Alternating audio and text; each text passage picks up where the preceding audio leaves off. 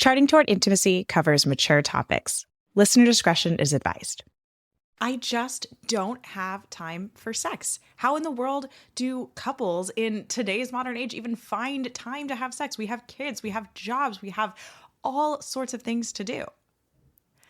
This is a super common problem, and that is what we're going to be talking about in today's episode. Welcome to Charting Toward Intimacy, the sex and intimacy podcast for Catholic women. My name is Ellen Holloway, and I'm a Catholic speaker and coach who specializes in sex and marital intimacy, and I am on a mission to help you actually enjoy and desire good, holy sex with your spouse. So today we're going to talk about finding the time for sex.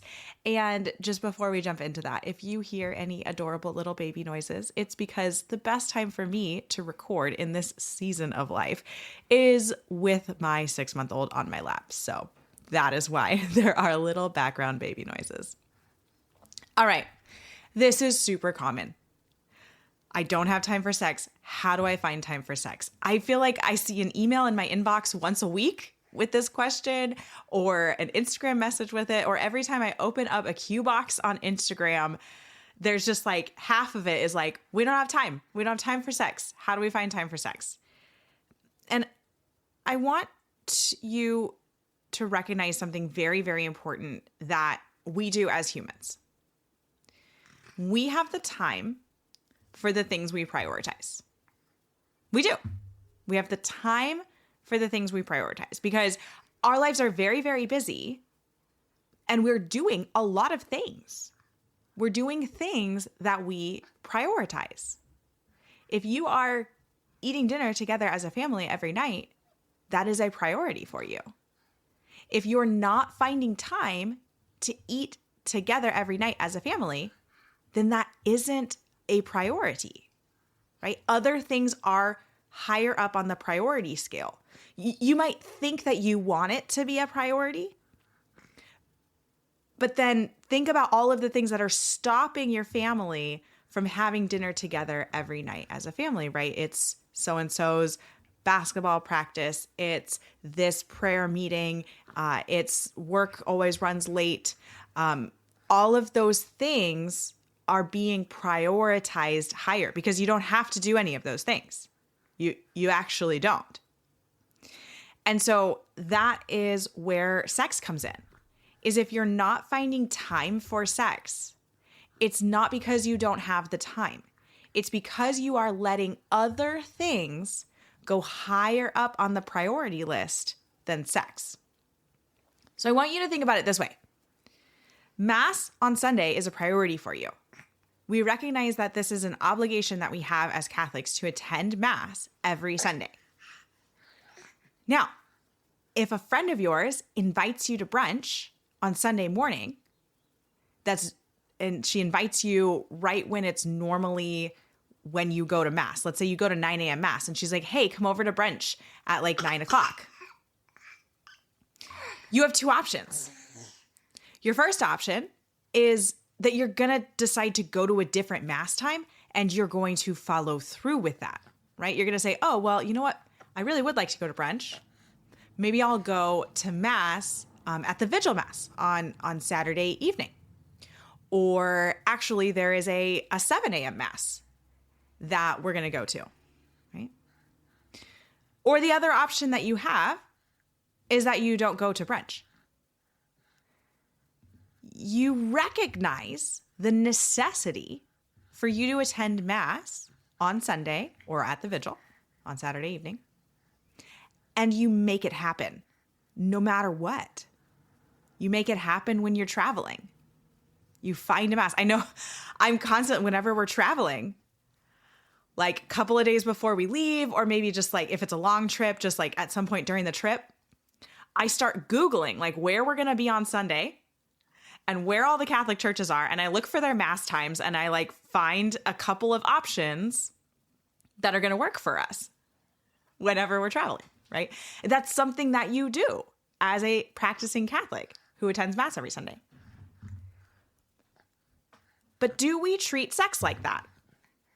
Do we prioritize sex so much so that if something comes up during a time when we were planning to have sex that we either say no to that thing or we put sex in another time and we actually follow through. And I would venture to say that almost none of us treat sex like that. But I want to encourage you to do so. If you and your husband, and if you've been listening to this podcast for any amount of time, you know how I feel about scheduling sex. I think it is the best thing that you can do for your marriage. If you want more on that, there's an episode called Spontaneity is Crap, and you can go listen to that. But if you and your husband schedule sex for, Wednesday or Thursday night, maybe it's kind of like a loose scheduling, like, hey, either Wednesday or Thursday, whichever one works out. And Wednesday doesn't work out, then you have to prioritize the heck out of making sure it happens on Thursday. And if something else comes up on Thursday, you either say no or you find another time and you stick to it. You follow through. That is how we find the time for sex. It is truly asking ourselves how much we prioritize sex and then following through on where we would like to prioritize sex. We'll be back with the episode in just a minute. My goal is to help you actually enjoy and desire good, holy sex. And in order to reach that goal, I have created an entire suite of products. And I just want to make sure that you know about all of the different products that we have to offer at Vines in Full Bloom. We have the Orgasm Course for Catholic Women, which is a deep dive into orgasms to teach you everything you need to know about female sexual pleasure, all within the context of the Catholic Church's teaching on sex and intimacy. We have the Catholic Sex Positions Guide, which is a downloadable PDF with over 50 positions and a ton of incredible information. All things foreplay are also in that guide. We have a Getting in the Mood guide if you are struggling to get in the mood. We have a method match course, which is going to help you select the right method of natural family planning for you. And we also have Let's Talk About It, which is a communication course for Catholic couples about sex. So if you feel uncomfortable talking about sex, you don't know how to even bring up the topics, or you don't know how to better your sex life and move through some difficulties that you have, then this course is for you to really learn how to bring up those conversations and how to have good, productive conversations with them. You can find everything that we offer at vinesinfullbloom.com/courses, or click the link in the show notes. So here's what I want you to do is, and you can go as in depth with this as you want to, but I want you to write out all the things that you do during the week. You could go as in depth as putting it all on a Google Calendar and just time blocking all the things that you do, all the practices, when school drop off and pick up is, when you're doing, grocery shopping, all of those kind of things. I want you to write everything out that you do in a week. And then prioritize those things. What are the things that happen no matter what? Right? Like Sunday Mass. What are the things that happen most of the time, but sometimes get skipped because there are other priorities?